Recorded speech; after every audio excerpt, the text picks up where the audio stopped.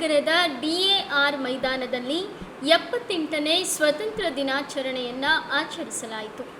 ನಮ್ಮ ಭಾರತ ದೇಶವನ್ನು ವಿದೇಶಿಯರಿಂದ ಮುಕ್ತಗೊಳಿಸುವಲ್ಲಿ ನಾಡಿನ ಲಕ್ಷಾಂತರ ಭಾರತೀಯರು ತಮ್ಮ ಸರ್ವಸ್ವವನ್ನು ತ್ಯಾಗ ಮಾಡಿದ್ದಾರೆ.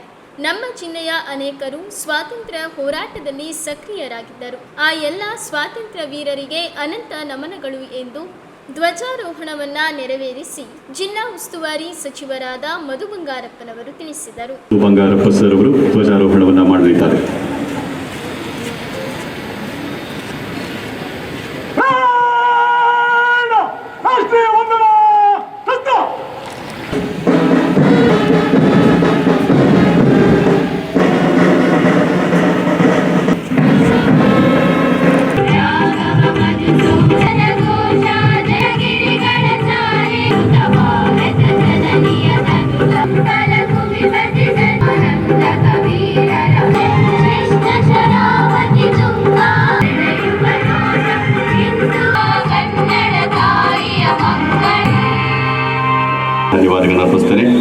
ವಂದನೆಗಳ ಮೂಲಕ ರವಾನಿಸಿ ತಮ್ಮ ತಮ್ಮ ಸ್ವಸ್ಥಾನಕ್ಕೆ ಸಾಗುತ್ತಿರುವಂತಹ ದೃಶ್ಯವೇ ಈ ಎರಡನೇ ತಂಡವಾಗಿ ಜಿಲ್ಲಾ ಸಶಸ್ತ್ರ ಮೀಸಲು ಪಡೆದ ಶಿಸ್ತಿನ ನಡಿಗೆಯಲ್ಲಿ ಮುಂದೆ ಸಾಗುತ್ತಿದೆ.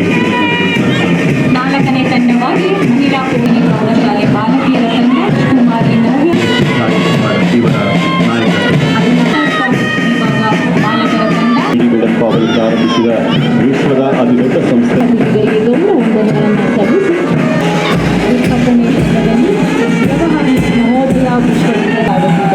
ಮೊರಾರ್ಜಿ ದೇಸಾಯಿ ವಸತಿ ಶಾಲೆ ಗಾಜನೂರು ತುಕಡಿಯನ್ನು ಮುನ್ನಡೆಸ್ತಾ ಇದ್ದಾರೆ. ಹೆಜ್ಜೆಯ ಸದ್ಯದ ಸಂಬಳ ನೋಡಿ ಎಷ್ಟು ಶಿಸ್ತು ನಮ್ಮ ಸರ್ಕಾರಿ 78ನೇ ಸ್ವತಂತ್ರ ದಿನಾಚರಣೆಯ ಶುಭಾಶಯಗಳು.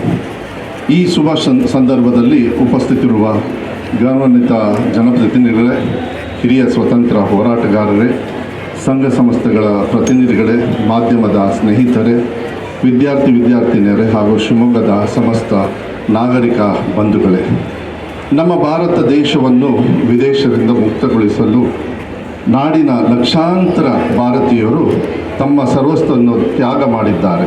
ಮಹಾತ್ಮ ಗಾಂಧೀಜಿ, ಜವಾಹರ್ಲಾಲ್ ನೆಹರು, ಸರ್ದಾರ್ ವಲ್ಲಭಾಯ್ ಪಟೇಲ್, ಸುಭಾಷ್ ಚಂದ್ರ ಬೋಸ್, ರಾಣಿ ಚೆನ್ನಮ್ಮ, ಬೆಳವಾಡಿ ಮಲ್ಲಮ್ಮ, ಸಂಗೊಳ್ಳಿ ರಾಯಣ್ಣ ಸೇರಿದಂತೆ ಈ ನೆಲದ ಅನೇಕ ಹೋರಾಟಗಾರರು ಶ್ರಮದಿಂದ ಇಂದಿನ ಸ್ವತಂತ್ರ ದಿನಾಚರಣೆ. ನಮ್ಮ ಜಿಲ್ಲೆಯ ಅನೇಕ ಸ್ವತಂತ್ರ ಹೋರಾಟಗಾರರಲ್ಲಿ ಸಕ್ರಿಯರಾಗಿದ್ದರು. ಸ್ವತಂತ್ರ ಸಂಗ್ರಾಮದಲ್ಲಿ ಈ ಸೂರಿನ 5 ವೀರ ಸೇನಾನಿಗಳು ನೇಣಿಗೆ ಶರಣಾಗಿ ಹುತಾತ್ಮರಾಗಿದ್ದು ನಿಜಕ್ಕೂ ನೋವಿನ ಸಂಗತಿ.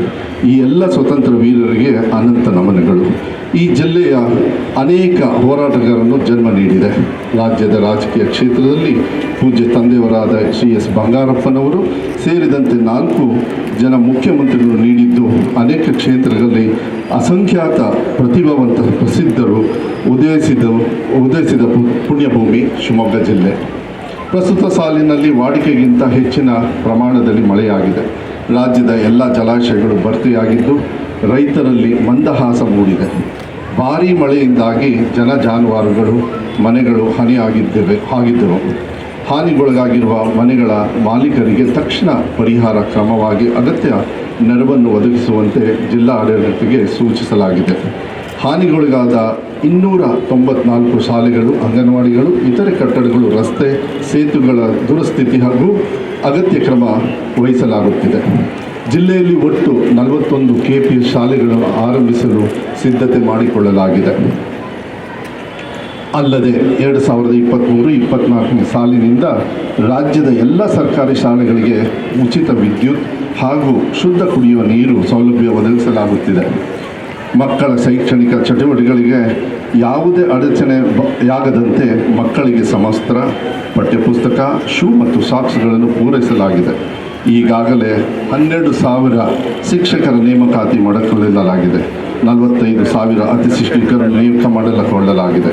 2015ರಿಂದ 2020ನೇ ಸಾಲಿನವರೆಗೂ ಅನುದಾನಿತ ಶಾಲೆ ಕಾಲೇಜುಗಳಲ್ಲಿ 5,000 ಶಿಕ್ಷಕರ ನೇಮಕಾತಿ ಅನುಮತಿ ನೀಡಲಾಗಿದೆ.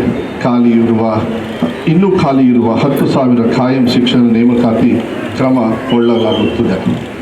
ಮಕ್ಕಳಲ್ಲಿನ ಅಪೌಷ್ಟಿಕತೆ ಪೌಷ್ಟಿಕತೆ ಹೆಚ್ಚಿಸಲು ವಾರದಲ್ಲಿ 3 ದಿನ ಹಾಲಿನೊಂದಿಗೆ ರಾಗಿ ಮಾಲ್ಟ್ ಹಾಗೂ 1ರಿಂದ 10ನೇ ತರಗತಿಯ ಸರ್ಕಾರಿ ಮತ್ತು ಅನುದಾನಿತ ಶಾಲೆಗಳ ಮಕ್ಕಳಿಗೆ ಪ್ರತಿದಿನ ಬಿಸಿ ಊಟ, ಮೊಟ್ಟೆ, ಚಿಕ್ಕಿ ಮತ್ತು ಬಾಳೆಹಣ್ಣು ವಿತರಿಸಲಾಗುತ್ತಿದೆ. ಅಜೀಂ ಪ್ರೇಮ್ಜಿ ಫೌಂಡೇಶನ್ನ ಸಹಯೋಗದೊಂದಿಗೆ ಮುಂದಿನ 3 ವರ್ಷ ಅವಧಿಗೆ ವಾರದಲ್ಲಿ 6 ದಿನಗಳು ಮೊಟ್ಟೆ ವಿತರಿಸುವ ಯೋಜನೆಯನ್ನು 1500 ಕೋಟಿಯಲ್ಲಿ ಒಂದು CM ಅವರ ಸಮ್ಮುಖದಲ್ಲಿ ಪ್ರಾರಂಭಿಸಲು MOU ಸೈನ್ ಮಾಡಲಾಗಿದೆ. 10ನೇ ತರಗತಿಯಲ್ಲಿ ಉನ್ನತರಾದ ವಿದ್ಯಾರ್ಥಿಗಳ ಕಲಿಕೆಯಿಂದ ಹಿಂದೆ ಸರಿಯದಂತೆ ಹಾಗೂ ಅವರ ಮುಂದಿನ ವಿದ್ಯಾಭ್ಯಾಸಕ್ಕೆ ಸಹಾಯವಾಗುವಂತೆ 3 ಹಂತದಲ್ಲಿ ಪೂರಕ ಪರೀಕ್ಷೆಯನ್ನು ನಡೆಸುತ್ತಿರುವುದು ಸಾರ್ವಜನಿಕರಿಂದ ಉತ್ತಮ ಅಭಿಪ್ರಾಯ ಮೂಡಿದೆ. ಶರಾವತಿ ಹಾಗೂ ಇತರ ಯೋಜನೆಗಳ ಮುಡಗಳ ಸಂತ್ರಸ್ತರು ಹಾಗೂ ಬಗರ್ಹುಕುಂ ಸಾಗುವಳಿದಾರರ ಸಮಸ್ಯೆಗೆ ಶಾಶ್ವತ ಪರಿಹಾರ ಕೈಗೊಳ್ಳಲಾಗುತ್ತಿದೆ. ಸಂತ್ರಸ್ತರ ಪರವಾಗಿ ಸುಪ್ರೀಂ ಕೋರ್ಟ್ ಸಮರ್ಥವಾದ ವಾದ ಮಂಡಿಸಲು ಹಿರಿಯ ವಕೀಲರನ್ನು ಈಗಾಗಲೇ ನೇಮಿಸಲಾಗಿದೆ. ಸಭೆಯಲ್ಲಿ ಐತಿಹಾಸಿಕ ನಿರ್ಣಯವನ್ನು ಮಾಡಿ ಅನುಮೋದನೆಗಾಗಿ ಕೇಂದ್ರ ಸರ್ಕಾರಕ್ಕೆ ಸಲ್ಲಿಸಲಾಗಿದೆ. ಮಾನ್ಯ ಮುಖ್ಯಮಂತ್ರಿಗಳ ಕಾರ್ಯದರ್ಶಿಗಳ ಅಧ್ಯಕ್ಷತೆಯಲ್ಲಿ ಸಂತ್ರಸ್ತರ ಪರಿಹಾರಕ್ಕಾಗಿ ಶಾಶ್ವತ ಕಾರ್ಯಪಡೆ ರಚಿಸಲು ಕ್ರಮ ವಹಿಸಲಾಗಿದೆ. ಹಲವು ವರ್ಷಗಳಿಂದ ಅರಣ್ಯ ಭೂಮಿಯ ಮನೆ ಕಟ್ಟಿಕೊಂಡಿರುವ ವನವಾಸಿಗಳನ್ನು ಒಕ್ಕಲೆಬ್ಬಿಸದಂತೆ ಅರಣ್ಯ ಅಧಿಕಾರಿಗಳಿಗೆ ಸೂಚಿಸಲಾಗಿದೆ. ಬಜೆಟ್ನಲ್ಲಿ ಪ್ರಸ್ತಾಪಿಸಿದಂತೆ ನಗರದ ಹೊರವಲಯದಲ್ಲಿ ಸೋಗಾನೆಯಲ್ಲಿ ಸುಮಾರು 98 ಎಕರೆ ಪ್ರದೇಶದಲ್ಲಿ ಫುಡ್ ಪಾರ್ಕ್ ಆರಂಭಿಸಲು ಕ್ರಮ ವಹಿಸಲಾಗಿದೆ. ಚಂದ್ರಗುತ್ತಿಯನ್ನು ಆಧುನಿಕ ಪ್ರವಾಸಿ ತಾಣವಾಗಿ ಅಭಿವೃದ್ಧಿಪಡಿಸಲು ಉದ್ದೇಶಿಸಲಾಗಿದೆ. ಶರಾವತಿ ನದಿಯಿಂದ ಸೊರಬ, ಆನವಟ್ಟಿ, ಶಿರಾಳಕೊಪ್ಪ ಪಟ್ಟಣಗಳು ಹಾಗೂ ಸುತ್ತಮುತ್ತಲ ಪ್ರದೇಶಗಳಿಗೆ ಶಾಶ್ವತ ಶುದ್ಧ ಕುಡಿಯುವ ನೀರನ್ನು ಕೊಡಲು ಆಯೋಜನೆ ಕೈಗೊಳ್ಳಲಾಗಿದೆ.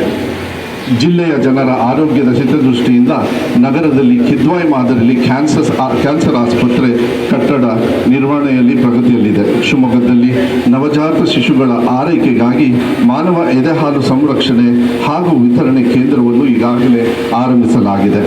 ಮತ್ತೊಮ್ಮೆ ತಮಗೆಲ್ಲರಿಗೂ ಸ್ವಾತಂತ್ರ್ಯ ದಿನಾಚರಣೆ ಶುಭಾಶಯಗಳು. ಕಾರ್ಯಕ್ರಮದಲ್ಲಿ ಸಂಸದರಾದ BY ರಾಘವೇಂದ್ರ, ಶಾಸಕರಾದ ಚನ್ನಬಸಪ್ಪ, ಆರಗ ಜ್ಞಾನೇಂದ್ರ, ಶಾರದಾ ಪೂರ್ಯ ನಾಯಕ್, ಬಲ್ಕಿಶ್ ಬಾನು, ಧನಂಜಯ ಸರ್ಜಿ, ಜನಪ್ರತಿನಿಧಿಗಳು, ಜಿಲ್ಲಾಧಿಕಾರಿ ಗುರುದತ್ ಹೆಗಡೆ, ಜಿಲ್ಲಾ ಪೊಲೀಸ್ ವರಿಷ್ಠಾಧಿಕಾರಿ ಮಿಥುನ್ ಕುಮಾರ್, ಜಿಲ್ಲಾ ಪಂಚಾಯತ್ CEO N ಹೇಮಂತ್ ಸೇರಿದಂತೆ ಇತರೆ ಅಧಿಕಾರಿಗಳು, ವಿದ್ಯಾರ್ಥಿಗಳು, ಸಾರ್ವಜನಿಕರು ಭಾಗಿಯಾಗಿದ್ದರು. ಭಾಗವಹಿಸಿರುವ ಎಲ್ಲಾ ತುಕಡಿಗಳು ನಿರ್ಗಮಿಸಲು ಅನುಮತಿ. ಅವರು ಕೂಡ ನಮ್ಮ ಕಾರ್ಯಕ್ರಮದಲ್ಲಿ ಜೊತೆಯಾಗಿದ್ದಾರೆ.